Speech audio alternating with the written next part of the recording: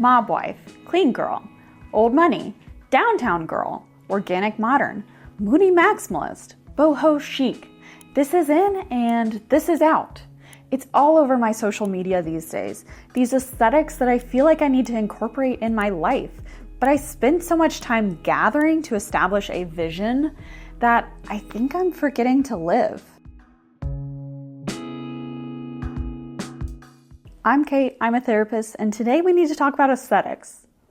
How they ruin my life. I don't know about you, but I'm starting to lose myself to this obsession with aesthetic. I mean, I love creating a good vibe. I mean, don't get me wrong, who doesn't? It's definitely a piece of art here. But my beef with it is I'm putting my life on hold until I can get the mood right for me to do activities. Take a bath, for example. I gotta get the right soap. What about the Epsom salts? I forgot the candles. Maybe I should read a book while I'm taking a bath. Oh, and a glass of wine, that would be so nice. You get it. It's a lovely bath I'm having. But now it's cold and I'm definitely not relaxed. Sure, we all do this, but mine seems to be pervasive. Take my fitness bag, for example, full of things I no longer use.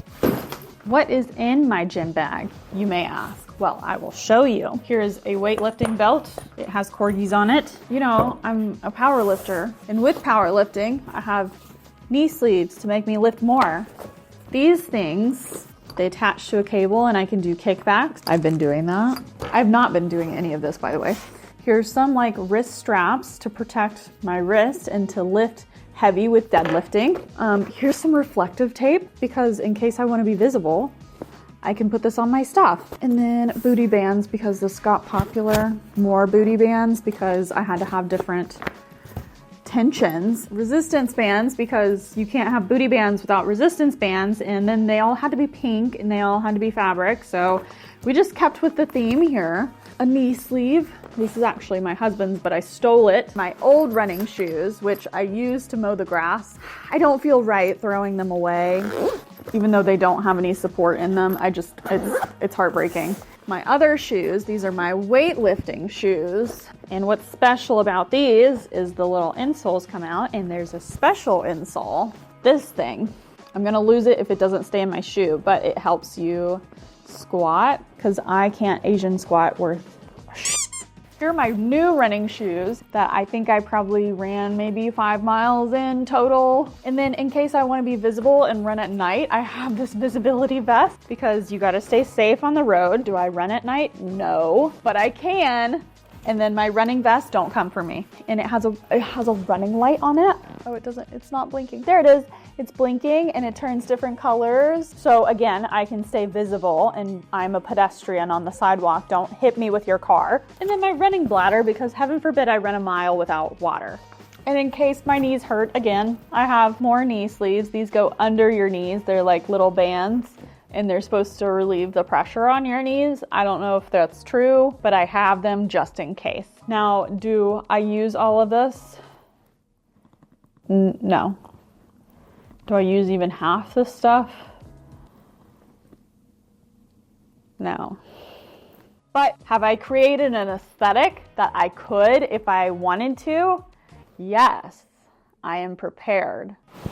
So this isn't the only bag of magic things that I've had over the course of my life. When I was growing up, I used to live with my grandparents from like the age of 10 to 18. And I guess for those 8 years, I collected things and it was probably organized in the same way as my gym bag. It was crochet stuff, projects that I started over the years and never finished, but I couldn't throw it away because I might use it later. And then it was also like random VHSs and books. Man, I collected a lot of books I never read. Dolls clothing, paper things that I created over the years. I don't know what was in that cabinet at the end. Thank God it just got cleaned one day.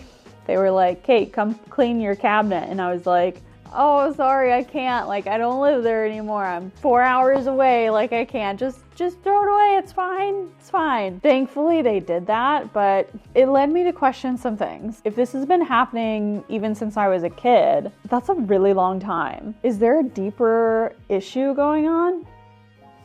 You know, I quit a lot of things as a kid. I was looking back through all the years and all the photos and all the things I did, and there was a lot. I mean, I did dance multiple times, and I seemed to get sick like every single fall. So that would take me out for 2 weeks, and then I just wouldn't come back. And I think that happened like 3 or 4 times. I did eventually get my tonsils out, so that fixed that, but I think at that point it was too late. I did soccer. That was hell. I did cheerleading for a year. I don't think it counts as cheerleading though, because it was for a church. I'm sorry if that offends you. I also did brownies. That was a fun time, but that only lasted a year. And then I also did baton. I thought I was going to be a majorette in high school. That did not happen, nor did it exist at my high school. It was new thing after new thing, and nothing was sticking. And even though I was a child, I felt really guilty about wasting money on outfits, on costumes, on equipment, on trips, on everything that only lasted a year at best. And even though no one told me this, I felt like quitting equaled failing. And quitting also meant wasted time, money, and resources that my single parent household just didn't have. But of course I was only a kid, but that sticks with you. This has followed me into adulthood, unfortunately, and without realizing it, I developed this deeper fundamental outlook that, you know, I can't quit if I don't start. Hence I prep and prepare and gather and plan my way into really doing nothing. I don't go to the gym because I don't have the right outfit. I don't read a book because there's a pile of laundry in my bedroom and I don't want to read around that, and I'm definitely not putting those away right now. I never seem to get where I want to be because the journey isn't perfect. Hence the paradox of having an aesthetic. And like a lot of people, I am totally obsessed with Instagram. Do I love it? Yes. Am I using it as a crutch? Probably. It's my favorite place to get inspiration for getting the perfect aesthetic or vibe. The rooms are cozy, the gym routines are flawless, and everyone seems to have it together or figured it out. And now the influencers link everything to get a cut of the sale, but I can buy it. And it seems the longer I'm on Instagram, the more I'm discouraged and more envious. And really, it revs up my anxiety. I'm thinking, why don't I look like that? Why doesn't my house look like that?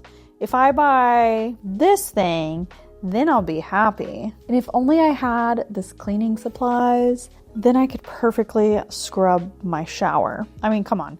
Who doesn't love watching the cleaning videos? I heard my colleague once say, anxiety likes plans and depression likes action. It's one of those things I've collected throughout the years, and I've been repeating it to clients and myself. But I think I've been letting anxiety run the show here. My fear of doing it wrong, whatever it is, makes me plan for all these contingencies that probably won't happen. Getting the right stuff or getting the right gear will make it so I don't fail. Because in my misguided head, I failed because I was ill-prepared. And so I get all this stuff.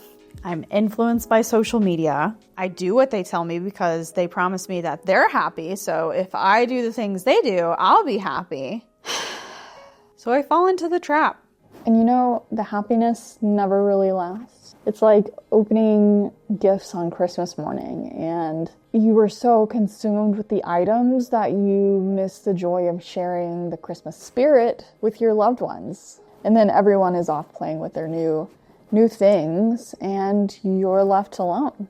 My husband always tells me that I lack discipline, and believe me, that's true. Unless pushed, I quit very fast and I weasel my way out of things. He thinks it's a youngest child issue. I think it's simply ADHD. The lack of dopamine hits, quitting early and going back to the next thing. And that's probably the real issue here. Blame it on the ADHD, youngest child thing, social media. It doesn't really matter. I'm ravenously searching for joy in things. And so far, things haven't really brought me joy. Now what?